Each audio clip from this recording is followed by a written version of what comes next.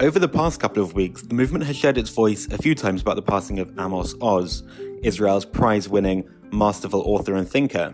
Although movement workers are supposed to amplify voices within the movement rather than share their own, I do feel compelled to add a couple of my thoughts to the mix. Although his was a name I'd heard, my first encounter with Amos Oz's writing was relatively late.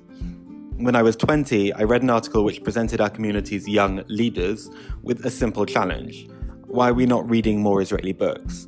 We spoke plenty about falafel and about Israeli dancing, but where was the real country with its real culture? I tried a simple response, so I dived into Oz's A Tale of Love and Darkness.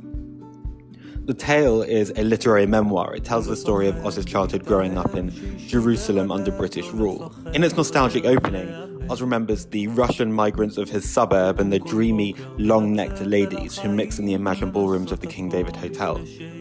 But I didn't get much further. Afraid of the Beast's 448 pages, I would not yet be immersed in the world of young Amos, or hear about his family or his decision to move to Kibbutz Hulda, where he changed his surname from Klausner to Oz, meaning courage.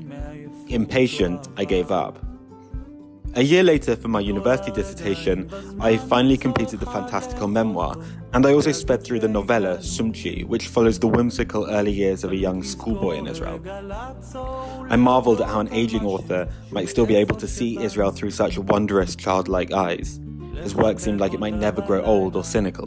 And then I tore through How to Cure a Fanatic, which was a collection of 2 short essays on the conflict that Israel faces with its neighboring states and stateless. And I marveled again at how an aging author, whose birth preceded Israel's by just a few years, could have such cynicism and such critical distance. Given that he'd been invited for coffee with Palestinian friends thousands of times, Oz wrote, "It must be resolved through a painful compromise and not through having coffee together. Rivers of coffee drunk together cannot extinguish the tragedy of 2 peoples. We need to work out a mutually acceptable compromise." He was cynical also about Israeli society. He wrote, "We'll have to decide what we've come to do here. It'll be interesting, this matter of identity. I can venture a guess. It will be an increasingly Mediterranean place like Barcelona or Marseille. And it'll be secular to the bone. It's already like that," he writes. "Noisy, hedonistic, materialistic, shrewd, and both mean and kind-hearted. The futurism is the present," he goes on. "It's Tel Aviv, it's the coastal plain. I believe that the coastal plain has already won, and that between Jerusalem and Tel Aviv, I'm all for Tel Aviv, for sanity, secularism, and present." Where his fiction looked like it could never grow cynical then, his sharp wit was cynical to the core.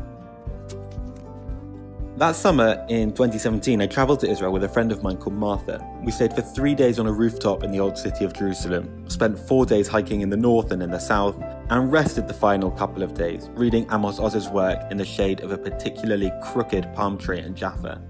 Directly afterwards, I began my movement work at FZY when I was a rakaz, a coordinator on Kesher camp.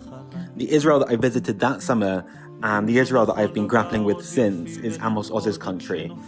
It still is. Visitors to Israel often describe a feeling in the air, difficult to describe, almost transcendental, almost breathable, almost metaphysical. It's not a feeling I get often anymore, but in summer 2017 I had it twice.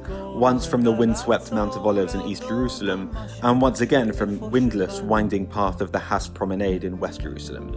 In both places, the insanity and religious fervour of the old city lie in plain sight, but its bustle is reduced to a near silence, punctured only by the lilting muezzin declaring the call to prayer over rooftops.